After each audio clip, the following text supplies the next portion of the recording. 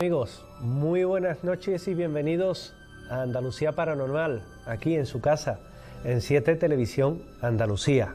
Hablando para toda la red de televisiones de 7 Televisión y para todos los amantes del misterio. Como cada semana es un placer estar con todos vosotros y por supuesto poder hablarles de lo que más nos gusta, de hechos paranormales, de fenómenos extraños, de hechos misteriosos que tengan que ver con la historia, con la leyenda o con los fenómenos paranormales. Hoy tenemos 2 temas principales. Un primer tema que es un caso de poltergeist que viene a suceder en Málaga, el caso de Plaza Hijanés, un caso histórico en la calle Sister que daría origen a muchos comentarios, ríos de tintas que se han vertido sobre él, muchísimas investigaciones y que investigadores de la talla de Luis Mariano Fernández o el propio José Manuel Frías nos han hablado en tantas ocasiones precisamente de este tipo de situaciones, de este tipo de casos. Igualmente nos vamos a encontrar con otro hecho también singular que es el que nos va a llevar al campo de la historia, para hablar de lo que son los moais de la isla de Pascua. Saben que habitualmente nos gusta tocar un tema que tenga que ver con la historia, que tenga que ver con ese misterio histórico que es tan apasionante, y perdonen, pero la isla de Pascua es quizás uno de esos temas que son casi imperdonables el no tocarlo. Igualmente hablaremos también de una leyenda de Andalucía, como viene siendo ya habitual en este programa nuestro de Andalucía Paranormal. Y vamos a viajar a tierras malagueñas para encontrarnos con una ciudad que durante mucho tiempo ha tenido casos que son realmente apasionantes. Fíjense que cuando hablamos de misterio, principalmente lo que hablamos es de casos de, por ejemplo, el Cortijo Jurado en Málaga, del cementerio de San Miguel, del poltergeist de la calle Almagro, que también tiene muchísima fama. Podemos hablar también de otros hechos singulares que vienen a ocurrir, por ejemplo, en diferentes ubicaciones, como en la Axarquía, como esa casa del hombre sin rostro, o en esa casa Cervantes, que hablara tanto y también mi buen amigo Antonio Pastor, todo un investigador de campo y de raza en la provincia malagueña, y que nos viene a decir que fenómenos paranormales, que hechos paranormales vienen a ocurrir, apariciones de fantasmas, hechos poltergeist, en muchos casos y en muchas casas, ¿verdad?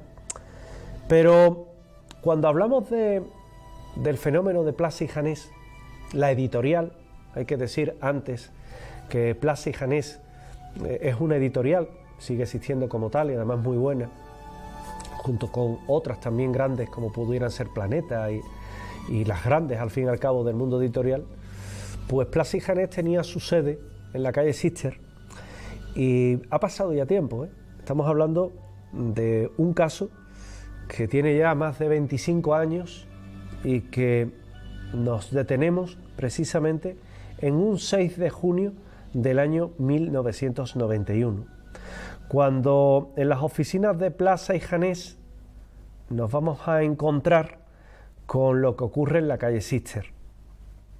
Aún no habían abierto, pero dentro, por ejemplo, se escuchaba como había muchísimo ruido, como muebles que se movían, muebles que prácticamente se caían solos, un ruido de suma importancia.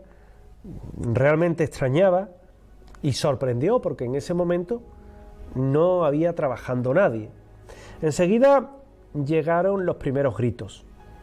Ya había curiosidad mezclada con temor por no saber bien lo que estaba ocurriendo, y también los trabajadores de la editorial miraban atónitos en el interior de las oficinas. Había mucha gente alrededor y se entró dentro. Estaba todo por los suelos, como si allí hubiera pasado un terremoto, y en ese momento, incluso hubo personas que salieron corriendo a coger agua bendita de la catedral, que estaba a pocos pasos del sitio, para, de alguna manera, poder bendecir aquel punto y que aquellos demonios, como decían en su momento, pues no pudieran turbarle más, en este caso no pudieran molestarles más. Estamos viendo imágenes en pantalla de diferentes fenómenos poltergeist o de fantasmas que no son evidentemente los de la calle Sister, pero que sí sirven un poco para ilustrar lo que pueden vivir personas que tienen este tipo de hechos, movimientos de objetos, materialización de sombras, de siluetas. Y de esa forma hay un periodista, el periodista Francisco Cortés, del diario Sur, de lo que era Málaga en aquella época, quien en el espacio suyo de sucesos, en la sección Costas de la ciudad, hablaba el 18 de junio de 1991 de todo esto. Él decía que el jueves por la tarde, en referencia a ese mismo día, en las oficinas de Plaza y Janés, en la céntrica calle Sister, ocurrieron unos hechos extraños con motivo y también que fueron objeto de múltiples comentarios por parte de los malagueños. Allí estuvieron el personal del diario y contaron evidentemente lo que los testigos afirmaban haber visto.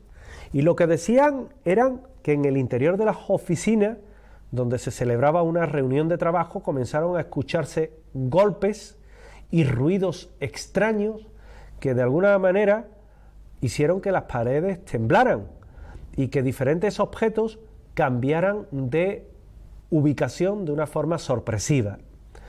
Hubo una extraña sacudida y, según esa versión, se descolgó de la pared un enorme mapa de la ciudad que movió ceniceros y tiró una estantería con libros donde evidentemente allí se apreciaba una huella delgada de una mano que estaba de un color blancuzco, como si estuviera manchada de cal. También cuentan que un cuchillo que estaba guardado en un maletín fue a parar misteriosamente sobre unos empleados de las oficinas. Estos, según cuentan, abandonaron el local y se dirigieron a la catedral a por agua y por romero. Total, que según comentaba el periodista, un extraño suceso que evidentemente suscitó la atención de los malagueños, muchos de los cuales desfilaron por la calle Sister para curiosear sobre lo sucedido. El suceso tomó tintes prácticamente de leyenda y poco a poco fueron añadiéndose mucho más incidentes a la historia. Algunos llegaron de la mano de investigación de revistas especializadas y también de programas especializados en temas paranormales, como por ejemplo el que en su día tenía mi buen amigo Luis Mariano Fernández, llamado Mis Enigmas Favoritos. El relato perduró en el tiempo y se fue extendiendo hasta decir, por ejemplo, en una de aquellas crónicas que les leo textualmente, el reloj marcaba las 6 de la tarde. Varios trabajadores de la editorial Plaza y Janés se encontraban reunidos cuando de repente escucharon un fuerte estruendo. Una de las estanterías había caído al suelo. Atónitos, empezaron a ver cómo el mobiliario comenzaba a salir despedido por los despachos, hasta el punto que los libros, ceniceros y cuchillos se estampaban contra las paredes como si alguien lo lanzara. Salieron corriendo de las oficinas, unos a llamar al deán de la catedral y otros en busca de la Policía Nacional, que por aquel entonces tenía la comisaría Cita en calle Aduana. Los agentes se personaron en la calle Sister y al ver lo que ocurría salieron despavoridos, no sin antes rellenar un informe en el que documentaban que las cosas se movían por fuerzas extrañas. Al día siguiente aparecieron en el lugar varios expertos de parapsicología, entre ellos el grupo extinto CISE, Centro de Investigaciones de Ciencias Especiales. En un momento dado, uno de los miembros, Celeste, exclamó: «Miguel, Dice que se llama Miguel. Era el hombre y el nombre de un antiguo operario empleado de Plaza y Janés que 5 años antes, al ser acusado de un supuesto fraude, se había tirado de un 9º piso. Dio la casualidad de que en aquellos días se había exhumado sus huesos, hecho que según los expertos motivó el poltergeist y sus apariciones, un poltergeist que sin duda alguna iba a pasar a la historia. Pero como en toda la leyenda urbana, hay partes que son reales y otras muchas que son añadidas, o directamente no están contrastadas, por muchos que algunos se hayan eco de ellas alegando su veracidad. El conocido como poltergeist de Plaza y Janés no podía ser menos y también lleva un añadido de todo esto. ¿Que algo pasó el 6 de junio de 1991 en las oficinas? Eso es innegable. Eso me van a permitir que les diga que no hay nadie que lo pueda negar y que lo pueda quitar. Pero sí es verdad que evidentemente tampoco hubo un terremoto ni que hubo nada que pudiera explicar aquello, aunque sí es verdad que hubo un terremoto que evidentemente fue a cientos de kilómetros en Francia y que ocurrió con mucha diferencia y mucho margen, que no tiene nada que ver, no se puede explicar, aunque también ha habido quien ha dicho, no, es que fue un terremoto. Mire usted, el terremoto ocurrió en Francia, no en España. Igualmente nos vamos a encontrar que tras muchos años, tras ya varias décadas que ocurriera precisamente este hecho, podemos encontrar personas, testigos, que es difícil, que han hablado precisamente de los hechos paranormales que han ocurrido en Plaza y Janés, incluso del informe policial. Hay mucha gente que dice tener una copia de él, pero a la hora de la verdad nadie encuentra ese informe, ni la propia policía, tal vez porque no hubo un informe oficial. Así se ha tenido acceso o se han hecho consultas a lo que es la policía sobre los casos de aquella época y simplemente se ha comentado que no hay constancia de un informe policial en la calle Sister cuando era Plaza y Janés. Un veterano del cuerpo, Juan Antonio O'Donnell, antiguo inspector jefe, pues también trató de buscar aquello e incluso resultados de las investigaciones que se hicieron sin encontrar nada. Lo que sí hubo fue un caso en la calle Almagro donde ocurrían fenómenos extraños sin aparente explicación y que después de diferentes investigaciones pudo haber sido una vecina para fastidiar en este caso a la comunidad, pero del caso de Plaza y Janés no había nada. Sí existe una persona llamada Miguel que en esa historia y en otros programas de televisión se ha tildado de un espíritu vengativo, pero aquí también hay poco de dónde poder tirar. Un hombre, un nombre, un solo apellido, Miguel D. que todo sea dicho es bastante común, pónganle por ejemplo Domínguez, y parecía difícil también de contrastar. Pero sí es verdad que hubo un Miguel, profesor de primaria, en un colegio de la capital, que se suicidó en el año 1986, algo que confirma desde el mismo centro, pero que se prefiere mantener en el anonimato esa historia. Allá se establece la relación. ¿Se trataba del mismo Miguel del caso Plaza y Janés? La verdad es que no hay forma de verificarlo. Hay un fleco más. Un hombre que había muerto en 1986, pero que según la leyenda, 5 años antes se habían exhumado los cuerpos, los huesos.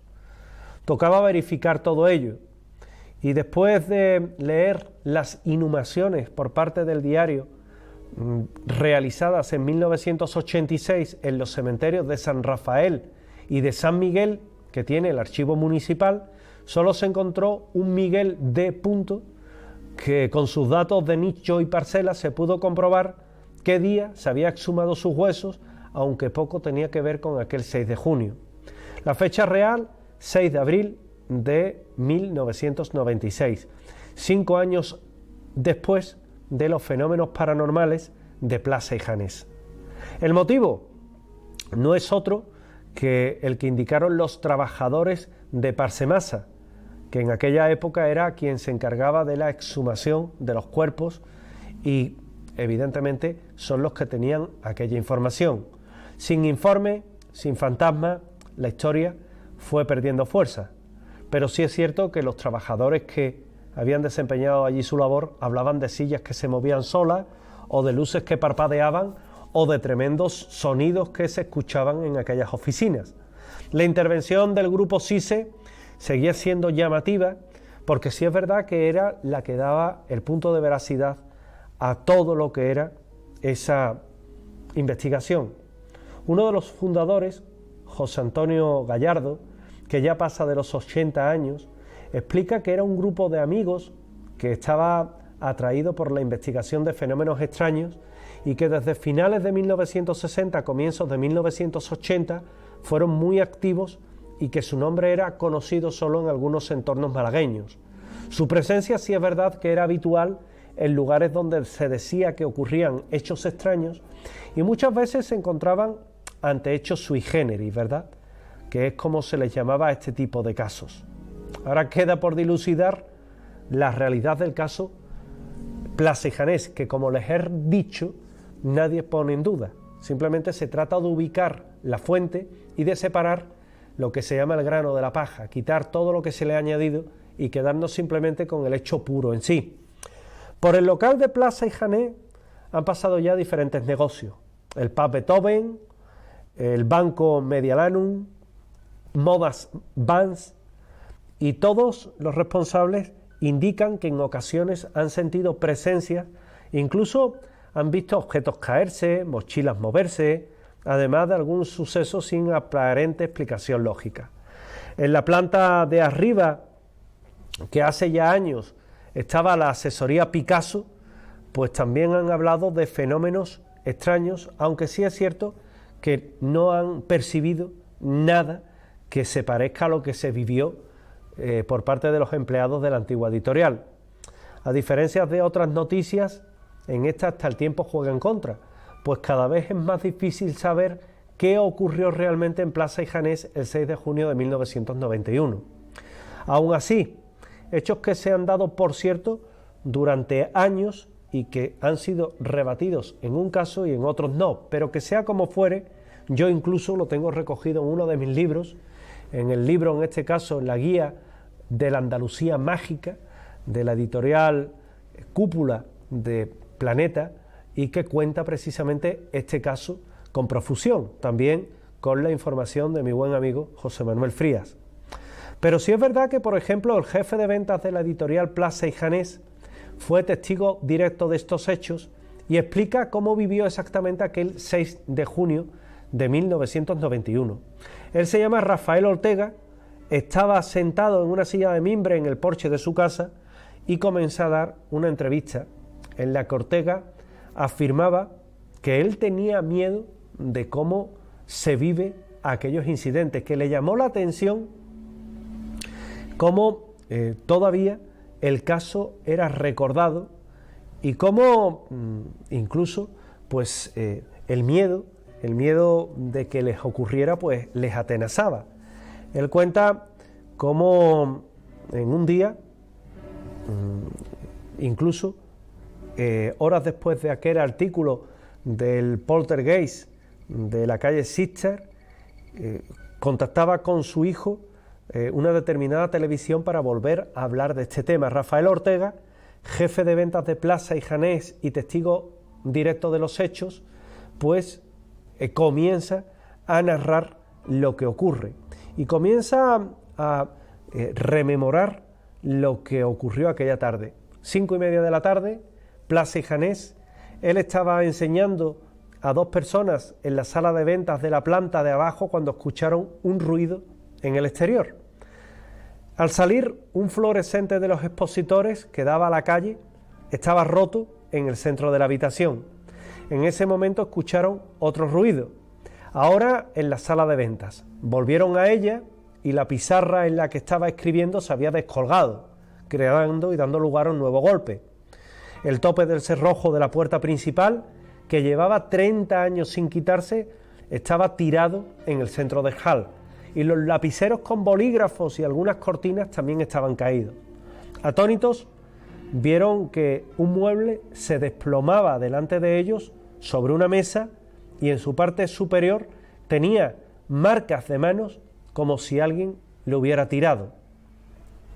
Saben que un terremoto no fue, obviamente, pero sí es verdad que a ellos les llamaba la atención porque no era normal aquello. Y además, por una cosa que pasó justo después. Cuando llegó el jefe, el señor Cuesta, es el que cayó y al que le cae agua en la camisa como si lloviera dentro de las oficinas. Y otro detalle, uno de los cuchillos de una cubertería que tenían para regalar, que estaba dentro de una caja, lo encontraron debajo del escritorio del jefe en otro despacho. Se le preguntó si se personó la policía en este lugar o el deán de la catedral. Y el propio Rafael Ortega decía que sobre este particular se han contado muchas mentiras. Sobre todo porque la policía, que estaba por aquel entonces en la aduana, no fue a la editorial.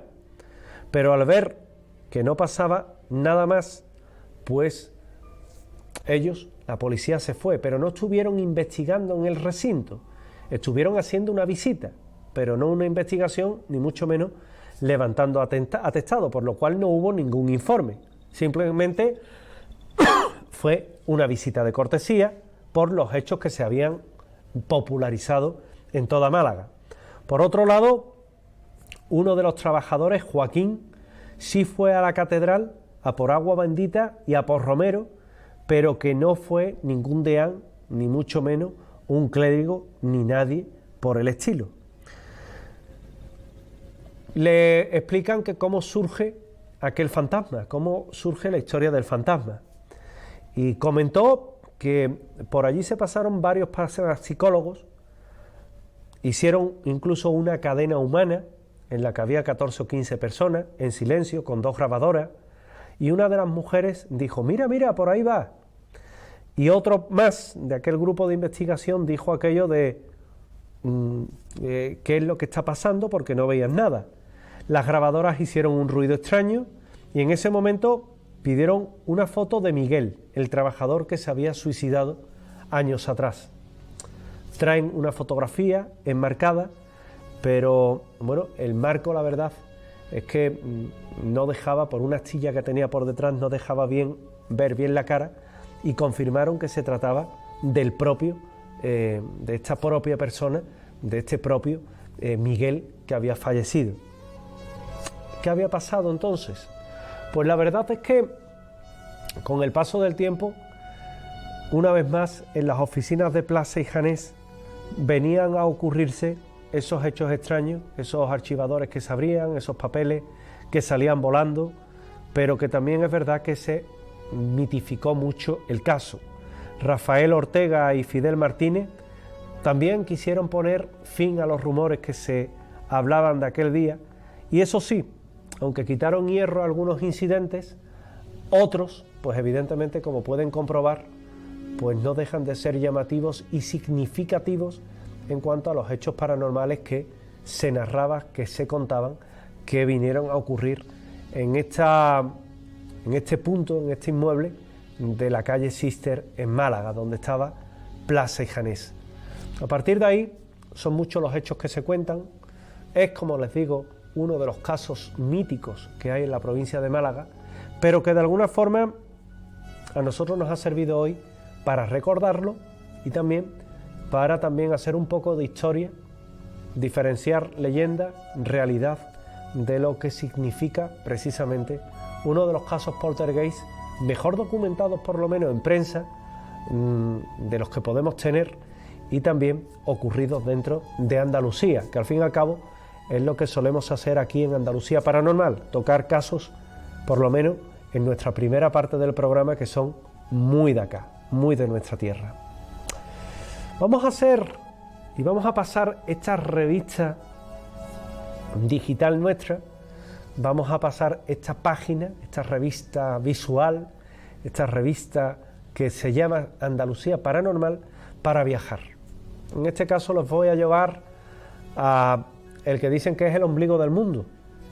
Les voy a llevar a una isla que está en medio del Pacífico, a 3.842 kilómetros del punto más cercano de la costa, que está frente a Perú, pero que pertenece a Chile, y que se llama la Isla de Pascua. Allí nos vamos a acercar a su misterio, al misterio precisamente de los Moai de la Isla de Pascua. Vamos a viajar a Rapa Nui.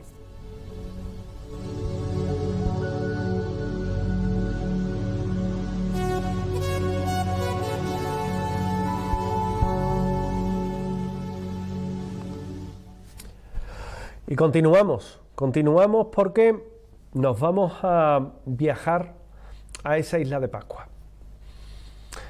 Fíjense que el viaje es tortuoso, el viaje tiene lo que se dice una auténtica fatiga, porque no solo tienen que hacer escala en Andalucía hasta llegar a Madrid, Santiago de Chile o Valparaíso, y de allí trasladarse precisamente a casi 4.000 kilómetros de la costa para apreciar lo que ven en pantalla. Los Moai de la Isla de Pascua. Está en quizás uno de los últimos rincones del mundo, uno de los últimos lugares que les garantizo van a ir a visitar.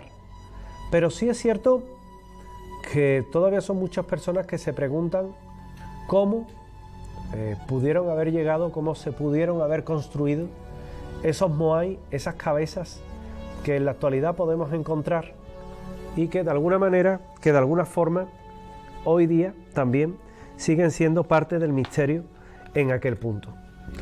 Los Moai de la Isla de Pascua, que estuvieron durante mucho tiempo perdidos, estuvieron durante mucho tiempo sin ser descubiertos, hasta que una expedición pues se encuentra con este lugar y se quedan sumamente sorprendidos, porque evidentemente encontrar no esas cabezas que han visto, la isla está plagada de cabezas de estos Moais, y es esos habitantes, los Rapa Nui, los que durante mucho tiempo habitaron esa isla en la remota Polinesia, y que allí el Gran Rapa, que es como se llama en el idioma de los navegantes tahitianos que visitaban la isla, parece ya casi demostrado, pues establecieron también esos polinesios ese punto donde vivir, y eso que están siempre esas estatuas mirando hacia el interior de la isla. Tan solo unas de ellas son las que miran al mar y se encuentran diseminadas por toda la isla, centenares de cabezas de este tipo que pesan varias toneladas.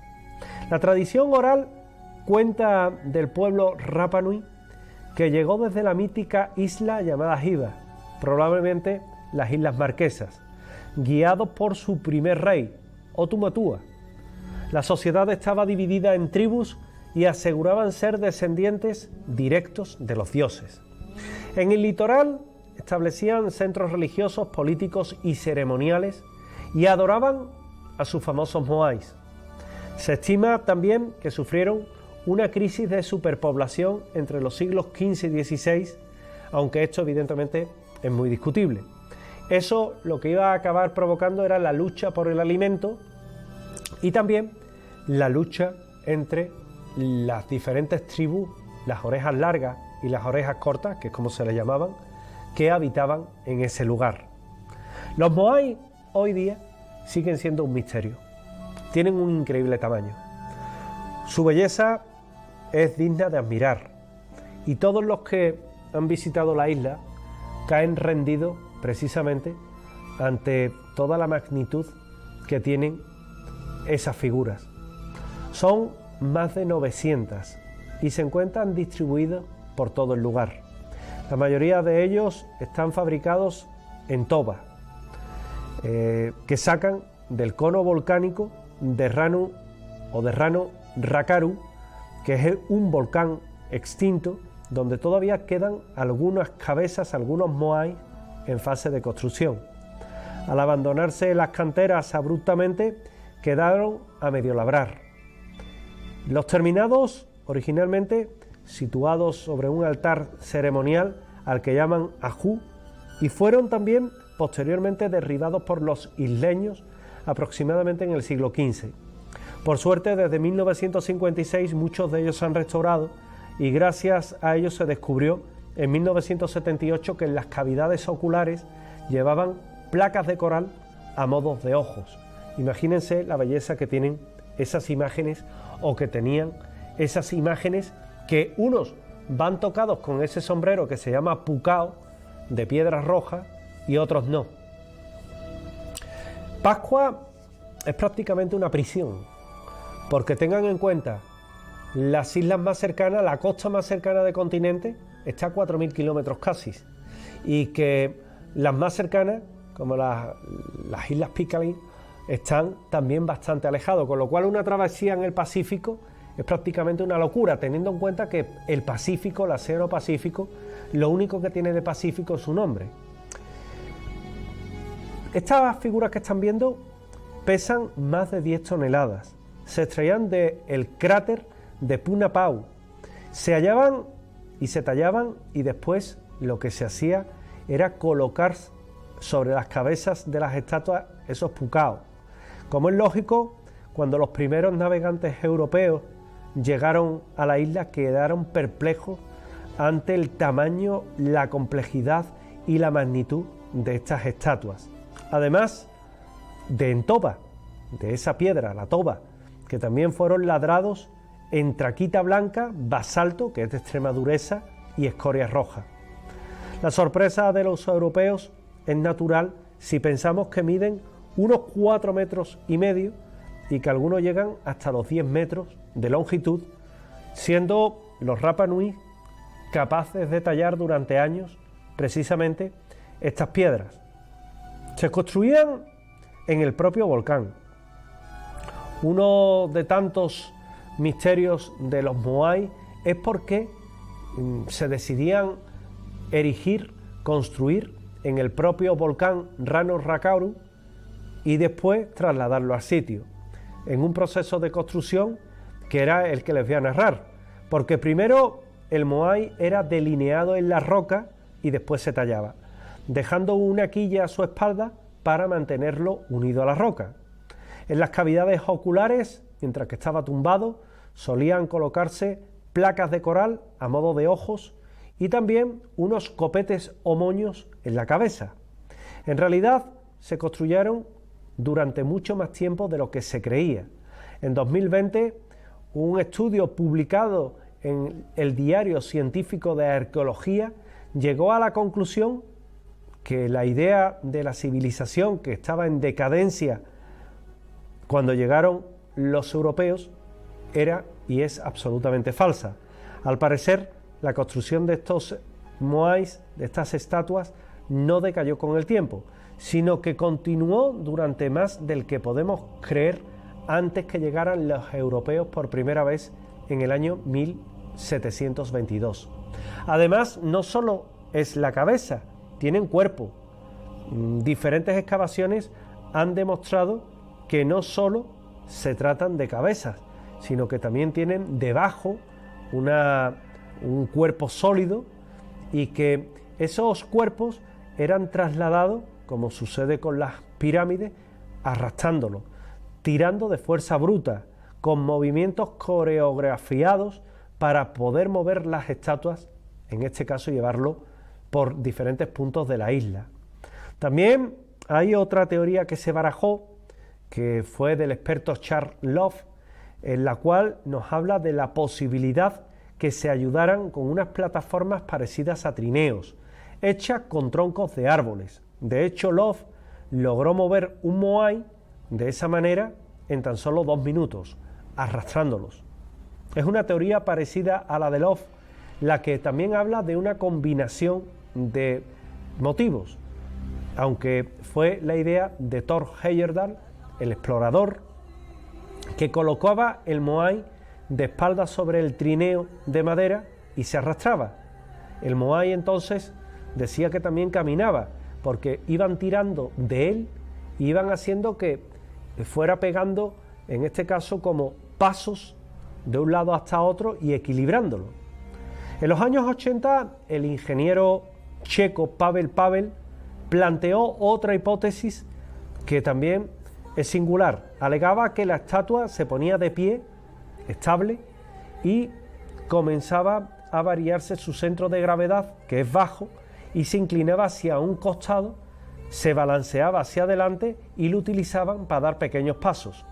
Durante el verano del 2000, por ejemplo, se descubrieron datos que sugieren que se habría utilizado máquinas complejas en la isla desde hace siglos. Y Love y un equipo de 17 estudiantes excavaron secciones de las 3 principales carreteras que sirvieron para transportar las estatuas gigantes, y parte de estas carreteras fue excavada originalmente en el lecho de roca de la isla, formando también de roca volcánica de un tipo conocido como Paogeoe, y que de alguna forma nos daba a entender que había carreteras por las cuales desplazaban a estos moais tan singulares. ¿Por qué se construyeron? Porque el esfuerzo es tremendo. Es decir, estamos hablando de cientos de moais, cientos de cabezas que construyeron esas personas que tienen en pantalla, y que es un notable esfuerzo. Particularmente, talar los troncos de los árboles, lo que provocaba era deforestación y evidentemente posterior hambruna. Entonces, ¿por qué construyeron? ¿Por qué crearon este tipo de cabezas? El misterio de cómo se construyeron le acompaña siempre el porqué. Los rostros de los moai, esculpidos para siempre y observando el infinito, sin sus característicos ojos de coral, que ya o se los han caído o se los han robado, resisten al tiempo, pero parecen contar una historia. El problema es que no sabemos cuál es. ¿Fertilidad? Tal vez. Un estudio llevado a cabo por la directora del proyecto de las estatuas de la isla reveló que fueron tallados para ser garantías de fertilidad agrícola en la isla, debido a un mandato de las élites Rapa Nui. Un estudio sugiere que se trata de estatuas ceremoniales que se colocaban en puntos estratégicos donde se encontraba el agua potable. Para encontrar agua, de esa forma, ubicaban esas estatuas para marcar el lugar. Esto solo es una hipótesis, no quiere decir que sea real. Otra investigación de la Universidad Estatal de California, de la UCLA, sugiere que se trata de estatuas ceremoniales que se colocaban en puntos estratégicos donde se encontraba también el agua potable, lo cual era difícil de hallar en la isla. Se llegó a tal conclusión debido a que en lugares donde no hay moai tampoco hay agua dulce, y en los lugares donde hay moais pues se encuentra el agua potable. También la teoría de las deidades o de los difuntos es más trascendental, más profunda. Los moais son en realidad representaciones de antepasados difuntos, y de esa forma proyectaban su maná, su poder sobrenatural, sobre sus descendientes, que decían que de alguna forma era cómo se había movido. Daniel Arjona es otra persona de los que han escrito de todo el misterio de Rapa Nui, y ellos creen, o él cree, que se dejaron de creer en estos magníficos dioses y dejaron de construirse. Por contra, también hay quien piensa que la civilización se colapsó, que cuando llegaron los europeos, la civilización, la cultura Rapa Nui como tal, había dejado prácticamente de existir, y que solo quedaban unos cientos de personas que posteriormente muchos de ellos fueron esclavizados. Además, los europeos lo que llevaron a las islas fueron la sífilis, la viruela, que también mermó drásticamente lo que serían precisamente a su personal humano, a su capital humano, a sus habitantes. Igualmente, ¿por qué se produjo esta extraña merma en lo que son sus habitantes? Pues porque pudieron haber caído también en el canibalismo. Los orejas cortas eran los enemigos de los orejas largas, tal y como demuestran en una película maravillosa que se llama Rapa Nui, dirigida por Kevin Costner, y que cuenta la historia de los habitantes de la isla, de cómo luchaban por el huevo, que era el premio para ser el jefe, y de cómo, bueno, pues entran en una especie de batalla en la que con poco alimento que echarse a la boca, con la imposibilidad de poder ir navegando hasta la costa, porque un viaje de 4.000 kilómetros, pues prácticamente suponía la muerte. Imagínense 4.000 kilómetros en pequeñas canoas, en pequeñas balsas, prácticamente a merced del agua. Las posibilidades de éxito son reducidas, son muchos días de navegación. Y habrían entrado en una guerra civil, en la que entre ellos se aniquilaron, en la que solamente triunfó una facción de esos orejas cortas, orejas largas, que al final acaban quedándose solos en la isla, que entran en el canibalismo, entran en la endogamia, que dicho sea de paso, en una isla que superaba en poco el 1.000.000 de habitantes, pues es relativamente normal que se entre en esa endogamia.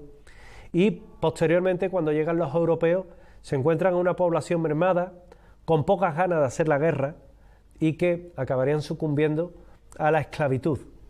Una isla que se llama Isla de Pascua porque es descubierta precisamente en aquellos días, aunque también a lo largo del tiempo ha tenido otros nombres, como por ejemplo Felipe González, no precisamente por el político sevillano, sino porque también la persona que llega hasta esas islas pues se llama así.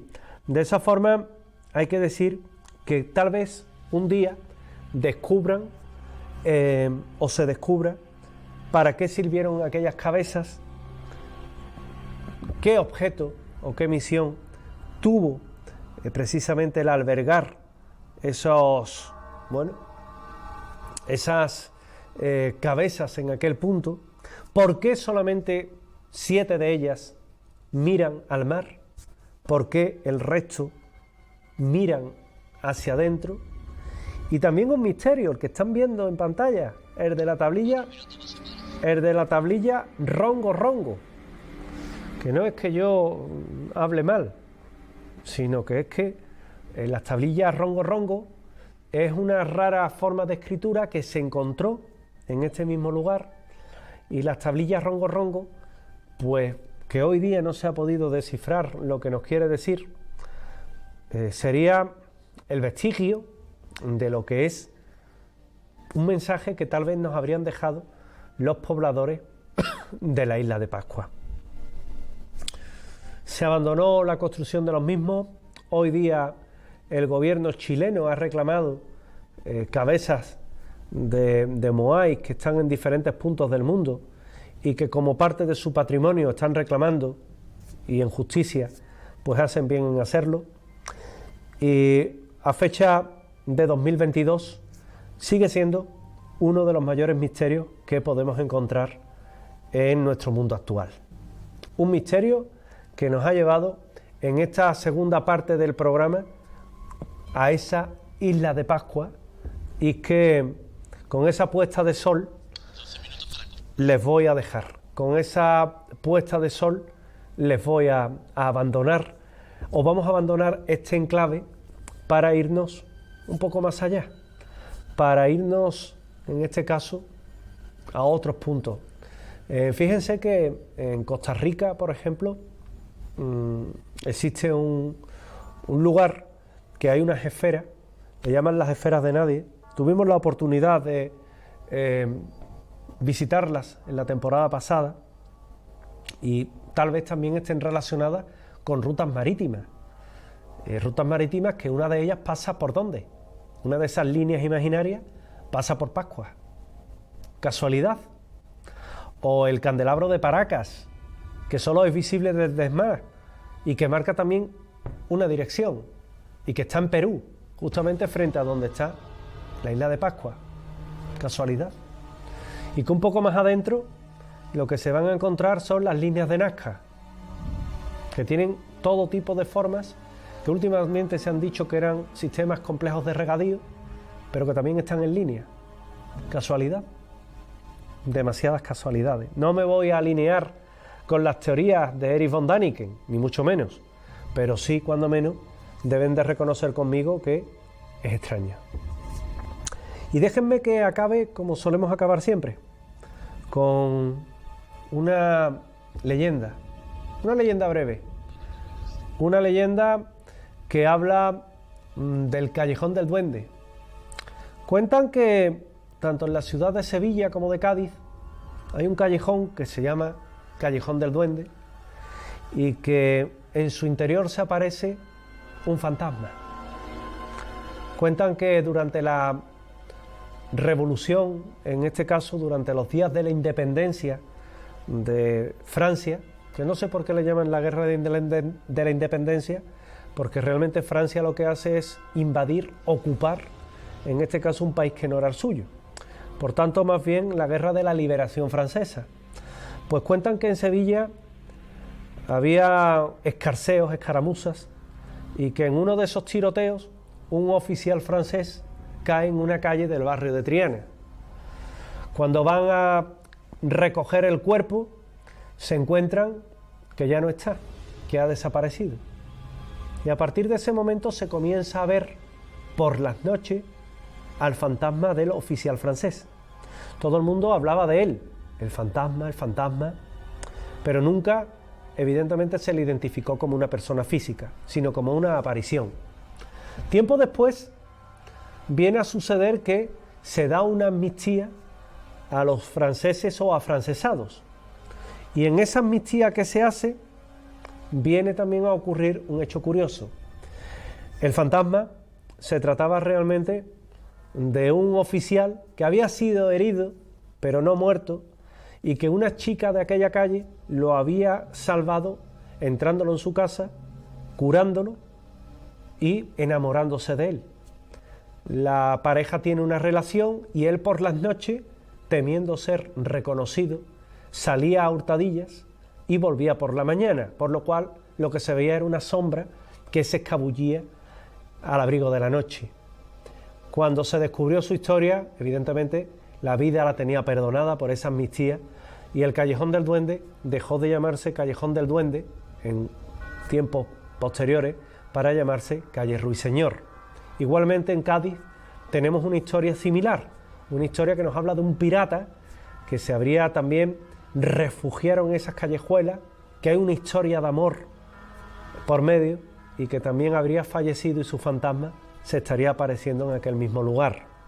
Historias de duendes, historias de fantasmas, historias populares que en las calles, en nuestros nombres de las calles, pues podemos leer la historia implícita que tiene cada una de ellas. Simplemente nos tenemos que preguntar el por qué y tal vez descubramos que esconde mucho más que un simple nombre. Por mi parte, voy a concluir no sin antes haberle agradecido que hayan estado con nosotros aquí esta noche, precisamente en Andalucía Paranormal, hablando de lo que más nos gusta del misterio, porque en primer lugar hemos ido a visitar el poltergeist de la calle Sister en Málaga, en lo que eran las antiguas dependencias de Plaza y Janés, y lo hemos querido hacer de una forma respetuosa pero singular. Lo hemos querido hacer contándole la historia de los fenómenos paranormales que se vivieron hace ya más de 2 décadas, pero también contándole en esa cronología de los hechos, contarle todo lo que es la realidad según los testigos, que creo que es un ejercicio de objetividad que debemos hacer. Lo que es la leyenda de lo que es la realidad, lo que son los hechos vividos de lo que son los hechos añadidos que poco tienen que ver con lo que se vivieron en aquellos tiempos y que creo que es también de agradecer que sepamos diferenciar qué es qué. De segundo tema, hemos visitado la isla de Pascua con los Moai, viaje evocador de imágenes maravillosas en las cuales se han expuesto esos enigmas, la cultura que allí florece, por qué se hace, cómo la pudieron haber trasladado, hasta cuándo se hace, cuándo se descubre la isla, cuál es el motivo por el cual se le da la harta mortandad que viene a ocurrir dentro de la misma, hasta cuándo se tallan moais, las relaciones de navegación que hay, la isla en sí la hemos visto, un punto perdido en medio del océano Pacífico y sin embargo encierra un misterio, cientos de cabezas que aguardan que alguien descubra por qué están allí, por qué miran al centro de la isla y por qué solo un pequeño grupo de ellas mira al mar, como esperando a esos antiguos dioses que lleguen de nuevo a darle esa liberación que ya nunca llegará. Un viaje que les recomiendo, pesado, tortuoso, pero que da muchas satisfacciones. Y finalmente, la leyenda del Callejón del Duende, evocadora sin duda, hablando de fantasmas, como no podía ser de otra forma. Por mi parte, me despido. Nos vemos la próxima semana, aquí, en Andalucía Paranormal, en 7 Televisión Andalucía, en toda la red de televisiones de 7 Televisión.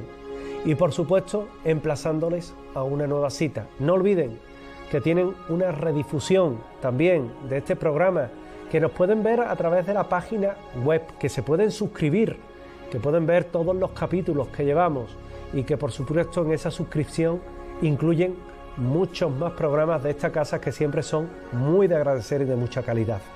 Por mi parte, me despido, no sin antes desearles que lo pasen de miedo. Será hasta la próxima semana. Hasta entonces, sigan en nuestra compañía, en compañía de 7 Televisión. Gracias.